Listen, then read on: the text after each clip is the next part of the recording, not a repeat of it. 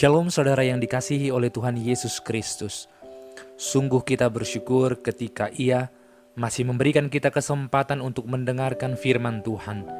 Di tengah-tengah banyaknya persoalan, pergumulan hidup, tetapi Ia tetap mengizinkan kita untuk mendengarkan apa yang Tuhan inginkan bagi kita. Oleh karena itu, sebelum kita lebih dalam mempelajari firman Tuhan, marilah kita meminta pertolongannya di dalam doa.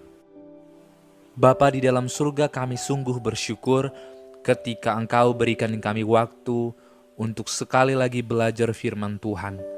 Oleh karena itu, berilah kami pengertian, pemahaman yang benar, sehingga kami semakin mengasihi Tuhan lewat firman yang akan kami dengarkan. Terpujilah namamu dalam nama Yesus Kristus. Amin.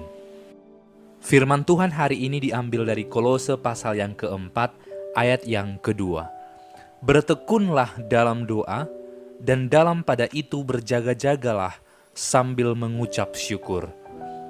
Sungguh firman yang sangat kaya akan makna, walaupun dia begitu singkat, tetapi kita belajar 3 hal dari ayat ini.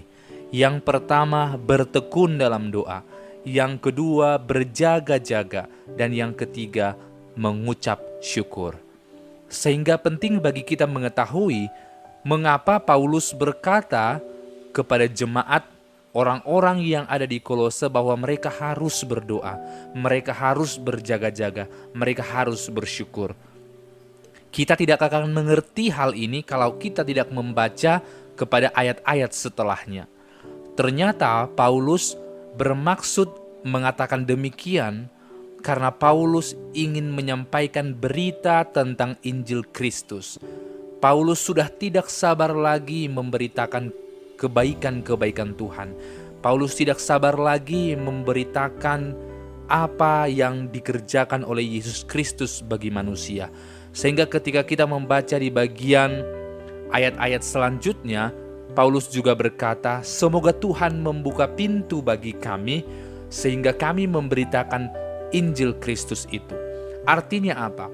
Paulus ingin orang-orang jemaat di Kolose juga berdoa sehingga Tuhan memberikan kesempatan bagi Paulus untuk memberitakan firman Tuhan, memberitakan Injil. Seperti yang kita tahu, Paulus menuliskan kitab ini saat ia berada di Roma, saat itu dia di penjara. Sehingga benar bahwa saat itu hatinya penuh dengan api untuk memberitakan firman Tuhan. Penuh dengan semangat untuk memberitakan firman Tuhan. Sehingga Paulus meminta kepada jemaat supaya mereka juga berdoa bagi Paulus, supaya Paulus datang segera memberitakan firman Tuhan.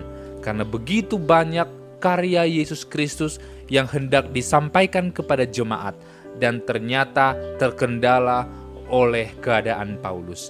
Sehingga ini mengajarkan kita pentingnya berdoa bagi setiap hamba Tuhan, berdoa bagi setiap pemberita firman Tuhan.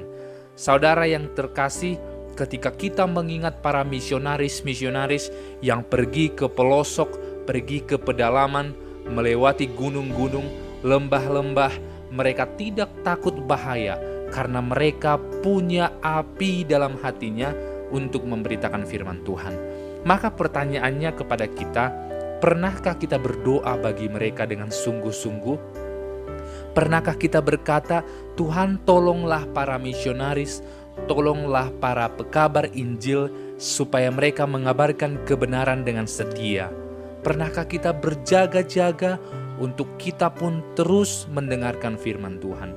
Saudara yang dikasihi oleh Tuhan, kita sekarang mungkin dengan bebas mendengarkan firman Tuhan, dimanapun kita bisa membuka, di HP, di laptop, di internet, di Alkitab kita cetak, semua bisa dilakukan dengan mudah. Tetapi ketika kita mengingat teman-teman kita yang berada dalam keadaan yang sulit, mereka untuk membaca satu ayat pun susah sekali. Oleh karena itu, tetaplah berdoa bagi mereka, tetap berjaga-jaga, dan bersyukurlah karena kita masih punya kesempatan untuk mendengarkan Injil. Inilah pesan Tuhan bagi kita hari ini. Sehingga apa yang dapat kita lakukan saat ini? Ketika kita disebut orang-orang yang bersyukur, maka harusnya kita mengisi hari-hari kita dengan ucapan syukur. Bagaimana orang Kristen mengisi hari-harinya dengan ucapan syukur? Yaitu dengan merenungkan firman Tuhan, membaca firman Tuhan, belajar firman Tuhan setiap hari selagi masih ada waktu. Karena pengkhotbah berkata, segala sesuatu ada waktunya. Ada waktu untuk menangis, ada waktu untuk tertawa, ada waktu untuk menanam, ada waktu untuk menuai. Sehingga ada waktu untuk membaca, belajar, dan kelak belum tentu kita dapat mempelajarinya lagi. Oleh karena itu, bersyukurlah dengan firman Tuhan yang setiap hari kita bisa baca. Berdoalah bagi mereka semua pemberita firman Tuhan, sehingga Kristus selalu diberitakan.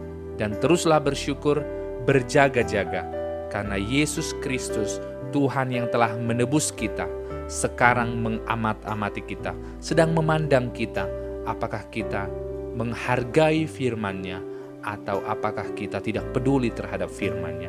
Kiranya Tuhan menolong kita, dan terus memberikan firman-Nya dalam hati kita, dan menolong kita untuk selalu bersyukur, dan menggunakan hari-hari kita untuk mengenal Yesus lebih dalam lagi. Amin. Bapa di dalam surga, kami sungguh bersyukur ketika Engkau berikan kami kesempatan untuk mendengarkan firman-Mu. Saat kami mengingat para misionaris, saudara-saudara kami yang ada di pedalaman yang sulit untuk mendengarkan firman-Mu, maka kami berdoa kiranya Engkau berikan mereka jalan supaya mereka mendengar betapa indahnya karya-Mu yang telah menyelamatkan kami manusia berdosa. Terpujilah nama-Mu, kami bersyukur dan berterima kasih atas kesempatan ini. Dalam nama Yesus, amin.